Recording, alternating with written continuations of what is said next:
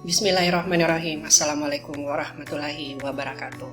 Untuk kesempatan kali ini, saya akan membahas materi mata kuliah perpajakan, yaitu pajak penghasilan pasal 25 atau PPh pasal 25.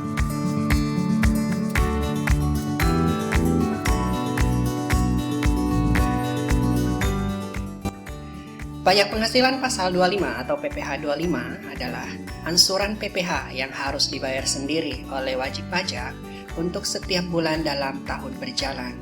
Hal ini diatur dalam Undang-Undang Nomor 7 Tahun 1983 sebagaimana diubah terakhir dengan Undang-Undang Nomor 36 Tahun 2008. Jadi dari definisi tersebut dapat ditarik kesimpulan bahwa PPh 25 itu adalah ansuran PPh yang harus dibayar sendiri oleh wajib pajak untuk setiap bulan pada tahun berjalan.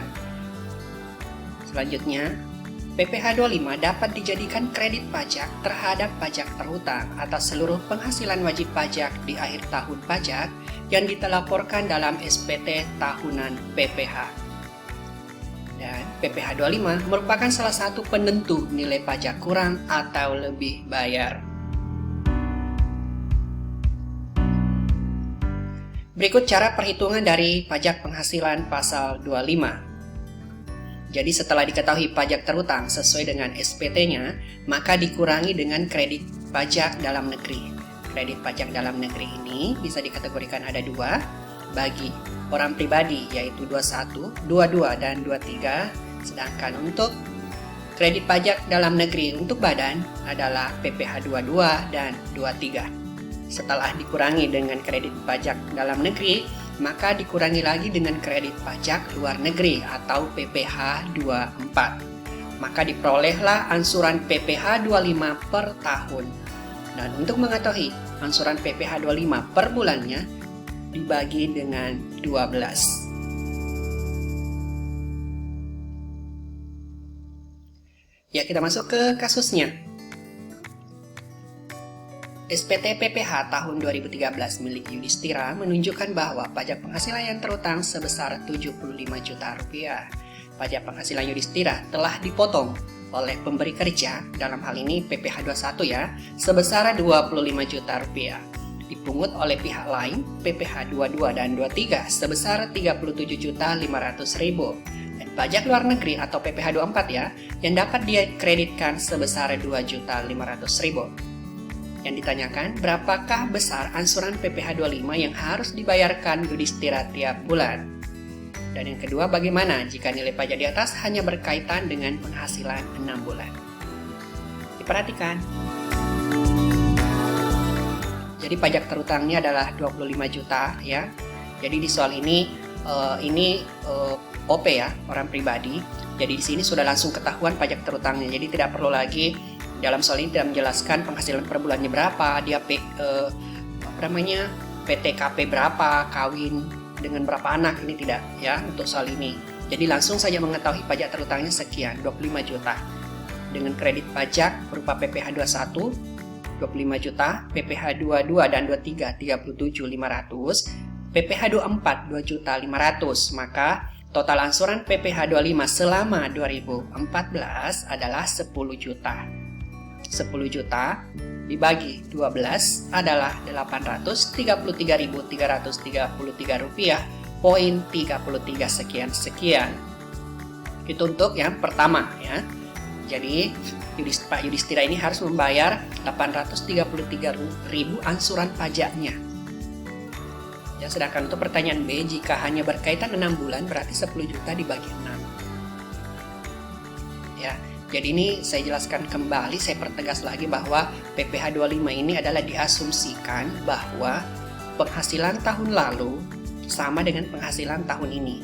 Dalam artian kejadian tahun lalu diibaratkan sama dengan kejadian tahun ini. Kejadian tahun ini sama dengan kejadian tahun depan. Nah, makanya di sini diberikan namanya ansuran pajak untuk meringankan ya, meringankan kenapa? Karena kita ansur duluan, kita bayar duluan. Nanti di laporan SPT tahunan yang kita bayar ini menjadi pengurang kredit pajak ya, sama seperti yang di slide sebelumnya bahwa PPh 25 ini bisa menjadi kredit pajak. Nah, pencatatan transaksi PPh 25 ada dua. Jadi, ada dua pendekatan yang bisa dilakukan dalam pencatatan transaksi PPh 25 ini. Jadi, dikembalikan lagi ke perusahaan masing-masing ingin menggunakan yang mana. Jadi, ada pembebanan akhir tahun, di mana PPh 25 dicatat sebagai pembayaran pajak di muka. Namun, ketika menggunakan pendekatan pembebanan langsung, dicatat sebagai beban pajak kini. Kedua pendekatan akan mempengaruhi jurnal pada akhir periode. Kita ke contohnya. Seperti berikut. Jadi soal yang sama untuk dua pembebanan yang berbeda. Perhatikan, jadi nilainya sama ya, cuma jurnalnya yang berbeda. Satu menggunakan pajak dibayar di muka karena menggunakan pembebanan akhir tahun. Jadi ketika bulan Januari dan Februari, mereka mencatat jurnal pajak dibayar di muka. Namun ketika pembebanan langsung dibebankan, dianggap beban pajak kini atau saat ini. Ya, seperti itu. Cuma itu yang membedakan. Akunnya saja, nilainya tetap. Nah, sekarang kita lanjut ke ilustrasi PPh 25 untuk badan. Seperti berikut. Perhatikan. Peredaran brutonya 67 miliar 67,5 M selama tahun 2012, meningkat sebesar 12,5% dibanding tahun 2011. Ya, perusahaan merupakan pelaku bisnis yang diizinkan menggunakan norma perhitungan penghasilan neto senilai 30%. Nah, berikut adalah informasi tambahan untuk CV Singasari. Diperhatikan.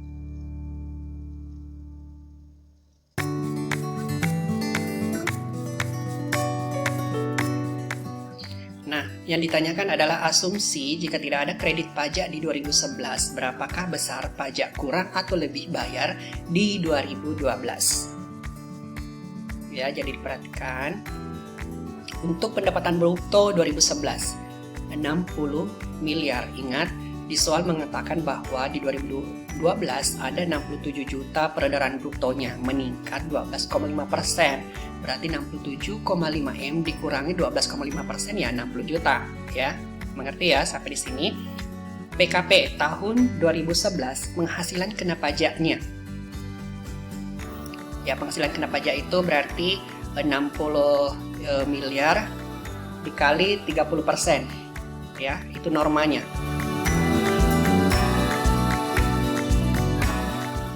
Ya, jadi norma yang diterapkan adalah, perhatikan, nah ini ada norma. Ya, norma perhitungan penghasilan neto senilai 30% dari peredaran bruto. Peredaran bruto 2011 adalah 60 miliar. Maka penghasilan kena pajaknya adalah 60 miliar dikali norma perhitungan, yaitu 30% diperoleh 18 miliar. Maka beban pajak di 2011 adalah, ingat, berapa tarif untuk PPh badan? Adalah 25%. Berarti 18 miliar dikali 25% diperoleh 4,5 M untuk 2011. Maka angsuran per bulan di 2012 adalah 375. Ingat, kejadian 2011 dianggap sama di 2012. Ya, makanya di 2012 dibayar per bulan sebesar 375 juta. Nah, bagaimana kondisi di 2012? Ingat, peredaran bruto 2012 adalah 67,5 M. Masih ya, penghitungan norma 30% dari 67,5 adalah 20,250 miliar. Beban pajaknya adalah 20,250 dikali 25%. Diperolehlah 5 miliar 62 juta 500 ribu. Nah, kredit pajaknya ada PPh 22. Ada 23, ada 24, dan ada angsuran PPh 25. Nah, perhatikan angsuran PPh 25 adalah 4,5. Ini berasal dari pembayaran yang telah dilakukan di 2011. Ya, menjadi pengurang untuk 2012.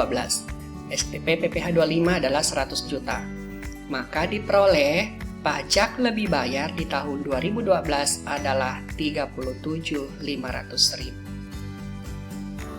Jelas ya, jadi pajak lebih.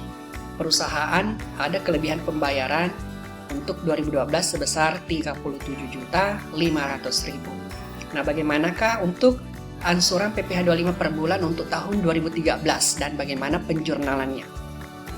Seperti berikut.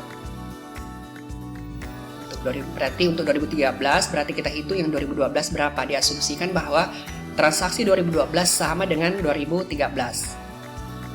Seperti berikut. 22, 23, 24. Restitusi pajak lebih. Tadi di sini ada kelebihan, kita lebih bayar. Nah, sekarang kita mau restitusi atau kompensasi, berarti mengurangi pajak yang harus kita bayar karena kita sudah punya uang di negara sebesar ini. Maka beban ansuran PPh 25 untuk 2013 adalah 4,5 M lebih. Per bulannya dibagi 12 sebesar 377.083.333 rupiah, poin sekian-sekian. Jurnalnya adalah pajak dibayar di muka PPh 25 pada kas. Jelas ya? Silahkan dipertanyakan ya, kalau ada yang ditanyakan, tinggalkan pertanyaan di kolom komentar. Nah, bagaimana kalau PPh 25 untuk orang pribadi? Jika berikut diketahui ya, ini penjelasannya. Orang pribadi yang punya penghasilan sampingan, dia sebagai perantara ekspor-impor.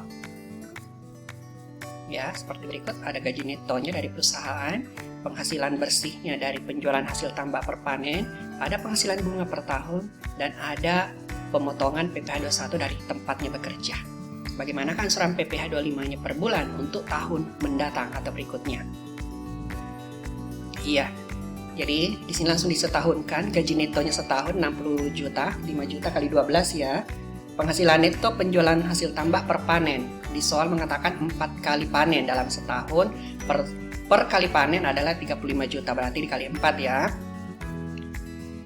35 juta itu berapa sih? Ya 35 juta.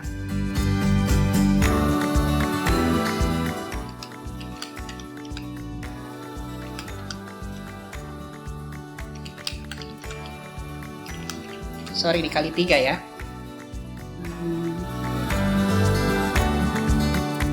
Dipanen 4 bulan sekali. Karena 4 bulan sekali berarti 3 kali dong dalam setahun ya. Penghasilan bunga per tahun 15 juta. Maka penghasilan bersihnya Bapak ini adalah 180 juta. Dia PTKP untuk 2 anak. Ya, kawin dengan 2 anak. Ini sudah di PPh 21 ya. Dipelajari. PKP-nya atau penghasilan kena pajaknya adalah 112.500.000. Beban pajaknya adalah 112.500.000 dibagi 12. 112.500.000 dikali tarif. Ingat di PPh 21 ada tarif 5%, ada untuk 50 juta, ada tarif 15% untuk 50 sampai seterusnya ya. Nah, kredit PPh 21 yang tadi dipotong ini dipotong oleh perusahaannya 2 juta dan PPh 22. Ayo, ini PPh 22 adalah peredaran untuk ekspor impor. Berasal dari mana? Dari 105 juta. Ya, jadi 105 juta ini dianggap ekspor impor ini dianggap memiliki angka pengenal impor. Angka pengenal impor di PPh 22 ya di pasal 22 itu adalah 2,5%. Maka 105 juta dikali 25% diperoleh 2,625. Namun kalau tidak salah, kalau tidak mempunyai API atau angka pengenal impor, maka dia dikenakan tarif pajak lebih tinggi yaitu 7,5% kalau nggak salah ya. Maka diperolehlah beban ansuran PPh 25 per tahun atau tahun itu sebesar 7250. Berapa per bulannya? Sisa dibagi 12 yaitu 604.167 rupiah. Ya, terus terakhir skema ansuran dari PPh 25 itu jadi ada 2, Januari sampai bulan pelaporan SPT sesuai ansuran pajak Desember tahun pajak lalu, jadi dibayar sesuai dengan pajak Desember tahun lalu. Dan yang kedua adalah bulan pelaporan sampai dengan Desember tahun berjalan, jadi sesuai dengan ansuran berdasar SPT tahun berjalan. Ini materinya bisa dibaca di referensi lain ya untuk lebih jelasnya. Ya, demikian yang saya bisa sampaikan untuk kali ini. Mohon maaf atas segala kekurangannya. Terima kasih atas perhatiannya. Wabillahi taufiq wal hidayah. Assalamualaikum warahmatullahi wabarakatuh.